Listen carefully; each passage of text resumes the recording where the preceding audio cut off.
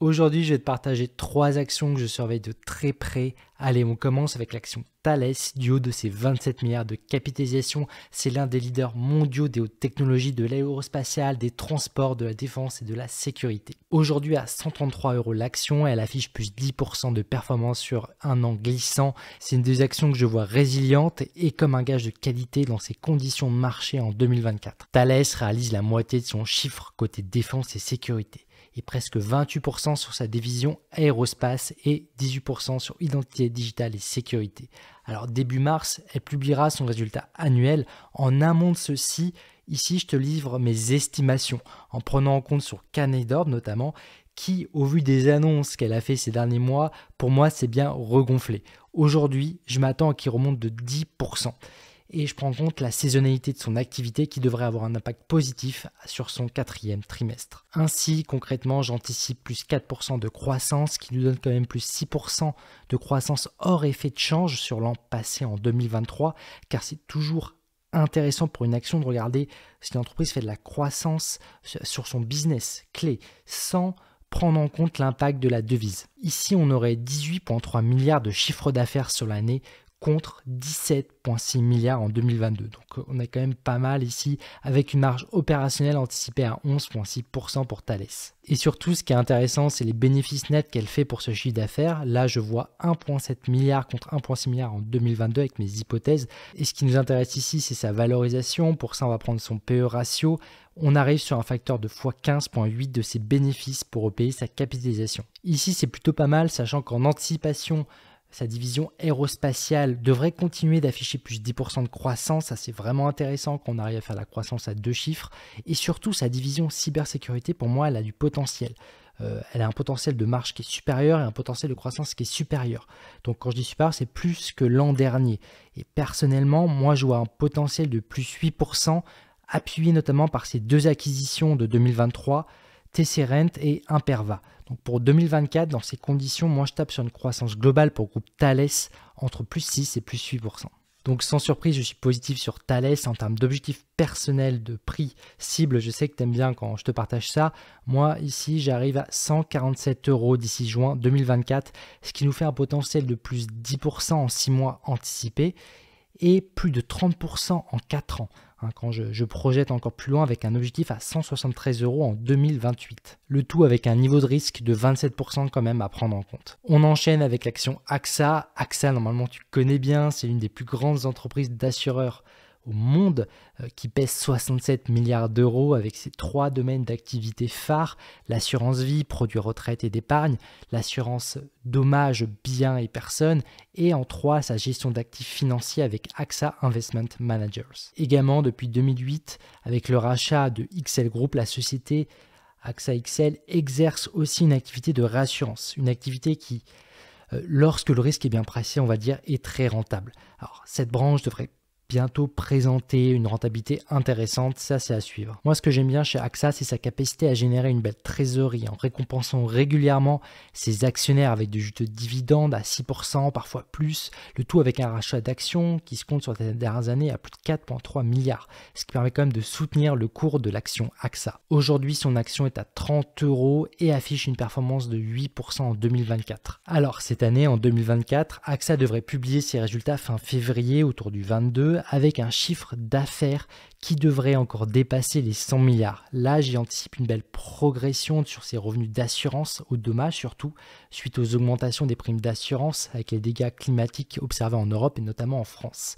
Et j'attends le point du top management qui présentera sa stratégie qui vient à la suite de son plan stratégique Driving Progress pour les années qui viennent. Ça va être intéressant.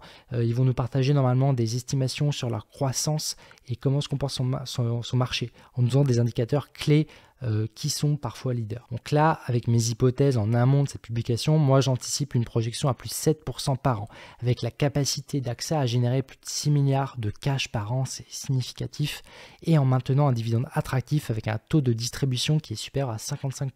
Donc pour AXA, moi j'anticipe 7 milliards de bénéfices publiés, donc j'arrive là sur un PE ratio en anticipation sous les 10, ce qui rend quand même l'action AXA plutôt attractive à mon sens. Donc mon avis personnel, sans surprise, il est positif.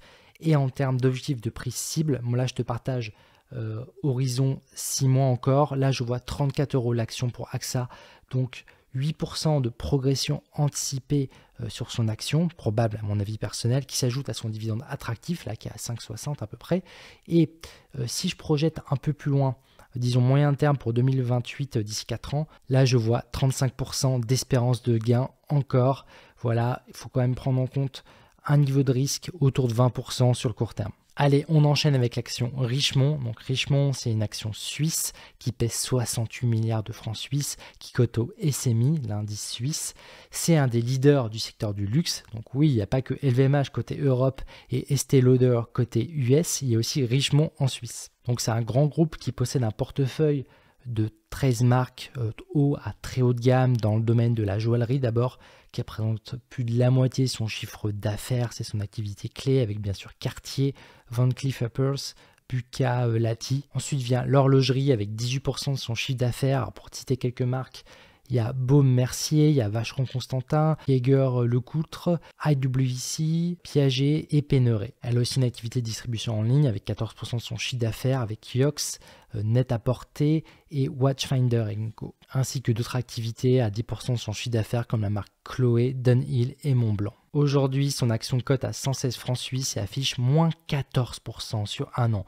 Donc là, pour moi, c'est potentiellement une bonne opportunité de solde, d'après mon avis personnel, c'est pour ça que je t'en parle ici. Donc oui, avec Richemont, on est ici sur un des leaders du luxe au niveau mondial qui génère une croissance que je trouve qui est assez solide en moyenne en termes de bénéfices et de cash flow. Elle a récemment fait du ménage, si on veut, en cédant l'INAP, une activité qui n'était pas vraiment profitable. On sent que la priorité du top management ici, c'est d'améliorer la rentabilité financière. Ça, c'est intéressant. Au dernier trimestre, on va quand même noter qu'elle a surpassé les attentes avec quand même plus 8% de croissance, une croissance même à 2 chiffres sur certaines régions et sur sa division joaillerie. On a quand même plus 12% contre 9% attendu sur la joaillerie. On a des ventes de détail avec plus 11 contre plus 10% attendu. On a 2 régions clientes qui ont vraiment dépassé les attentes. Ici, je parle des Amériques et du Japon avec plus 8 et plus 18% respectivement. Donc ici, pour moi, Richemont a été trop sévèrement sanctionné en 2023 dans une logique de fin de super cycle du luxe qui aurait duré de 2019 à 2023. Certes, 2024 pourrait être moins porteur. On l'a vu avec la déception Burberry qui est tombée à moins de 12% le jour de sa publication. Ici, pour Richemont, je tape sur un ralentissement, puis une reprise potentielle. Ça pourrait être le scénario de base. Ça me paraît OK d'être prudent, mais ici, pareil, sur une action du luxe qui est en solde comme Richemont, moi, ça me paraît intéressant parce que pour moi, elle est sous-évaluée. Pour Richemont, pour sa publication, j'anticipe 20,6 milliards de francs suisses en termes de chiffre d'affaires en 2023 contre 19,9 milliards en 2022. Donc ça fait quand même une belle progression dans ce contexte avec un bénéfice net qui devrait atteindre, d'après mes hypothèses, 3,2 milliards de francs suisses. Donc ce qui donne en termes de valorisation, si on regarde le PE ratio anticipé, moi j'arrive sur x21, c'est bénéfice net pour repayer sa capitalisation. Ici, pour une action comme Richemont, ça me paraît bien sûr attractif. C'est une action de qualité. C'est pour ça qu'en termes d'objectif de prix, moi j'anticipe 130 francs suisses à 6 mois. Donc ça fait quand même plus 12% en 6 mois et carrément plus de 200 francs suisses à long terme. Donc ici, pour moi, je suis assez bullish sur Richemont qui est en solde et qui a un beau potentiel avec ses marques de joaillerie notamment.